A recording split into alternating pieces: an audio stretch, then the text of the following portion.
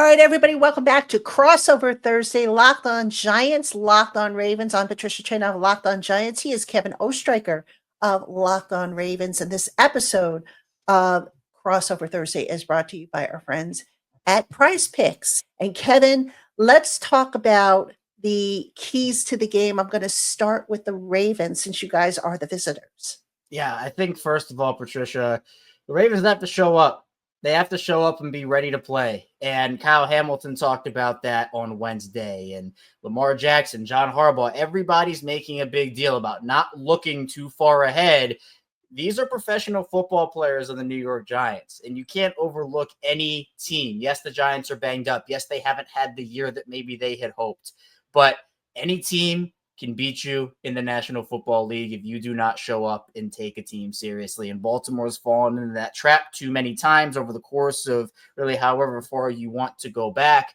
So for Baltimore, it's just about being locked in and understanding that this is an important game. And while it might not be the most important game remaining on their schedule, if you lose this game, Lamar Jackson, crazily enough, the big conversation point, and this is why, Patricia, I'm so sad the Giants cut Daniel Jones, is because he was one of the quarterbacks in the NFC who had managed to beat Lamar Jackson. And now we're not going to get that Lamar Jackson versus Daniel Jones game again.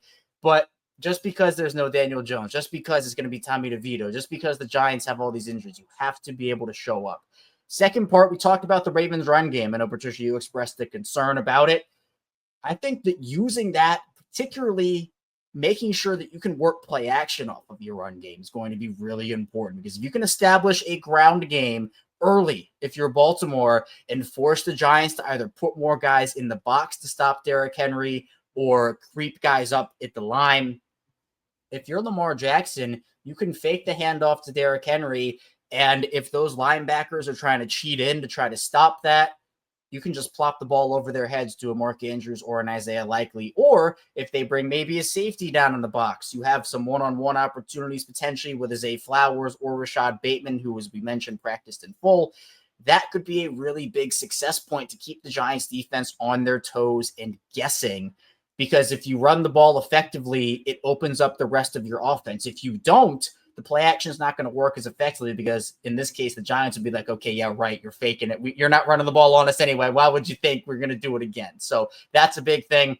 And number three, I kind of hinted at it and I talked about it. It is shut down Malik Neighbors. He is banged up, but he's still a heck of a player and one of the bright young talents at the position in this league. And for Baltimore, who, as we talked about, has struggled sometimes against defending that top premier option on a team, the game plan should be simple. It's shut down Malik Neighbors and let somebody else beat you. If someone else goes out there and goes 6 for 150 and 2 scores, you live with that, because it's not Malik Neighbors, because you understand what Malik Neighbors can do to your defense. So the Ravens aren't necessarily in the business of shadowing. They don't play matchups like that per se, but for Malik Neighbors, I'd expect them to try to throw some different things his way and hopefully shut him down, because I don't think necessarily there's stopping him, but I think if you can stop this Giants offense, that's going to involve shutting him down as best you can. Well, as far as the Giants are concerned, I don't know. Can I say that, poking holes in the team buses of the Ravens as a key? Can I use that? I mean, seriously, this is a tough opponent. I mean, yeah, the Giants beat them last year, as you said, but, this is a healthy team. This is a rested team. This is a team that has a lot to play for. The Giants, they're playing for pride. Now, the good news is they have gone out there and they've given an effort. I don't think they've quit. But if you're looking for keys to the game, you got to start, obviously, with shutting down or limiting the run. I don't think you can shut down the Ravens' run game. Derrick Henry's going to get yards. The key is to not let him get, scores and scores of yards. And with that, also try to keep Lamar Jackson in check there. I think they'll probably assign a spy to him, I would think. But you know what? The Giants' defensive secondary, you were mentioning the safeties and whatnot, they've got some injuries as well. They just put Tyler Nubin, their second-round draft pick, starting safety. He's on IR. So we're looking at a duo of Dane Belton and Jason Pinnock. I suspect we'll probably see Isaiah Simmons get some snaps, maybe as a spy on Lamar Jackson, just to kind of keep him in check.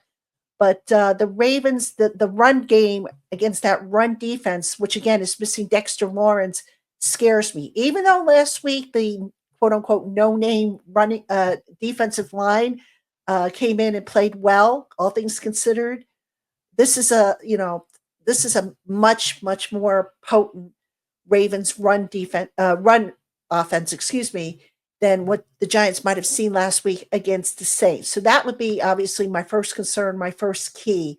My second one, as you said, get Malik Neighbors involved, get him involved early. If he's going to play, there's absolutely no reason why he should be a decoy for the first, quarter, first half, or whatever. Get him involved early. Test that defense. Especially if the Giants can get the protection for Tommy DeVito. DeVito can, he doesn't have this as strong of an arm as maybe Drew Lock does, but give him an opportunity to get the ball in Malik Neighbors' hands. Let him get the ball down the field. See if you can't break open some plays and maybe generate some excitement. Get those chunk plays that have been missing to the for the offense. And then this one, this is so elementary, but I have to bring it up. Play a clean game. The last 2 weeks, the Giants have racked up 25 penalties. You're not going to win if you're racking up 25 penalties. So that's 13 against Dallas. And then they had, I think, 12 last week. You're not going to win games like that. Okay. So you have to, you have to clean that stuff up because it just seemed like every time the Giants would get something started, they'd have a penalty and then they'd be pushed back. You can't have that. And I'm going to throw in one more thing for you, Kevin, because this has been a sticking point for me. Special teams, not so special. Whether it's a block field goal, whether it's a penalty that's called back a touchdown return, whatever the case may be, it just seems like there's a different mistake every single week by the Giants special teams. And they're killing this team. They're killing the momentum. They're killing the field position. It's got to stop. So I know that's asking a lot, given that the Giants have a makeshift team here. But if they can do some of this stuff, maybe they keep it closer. Maybe those, that 16.5 point spread, maybe it just, it won't come to fruition.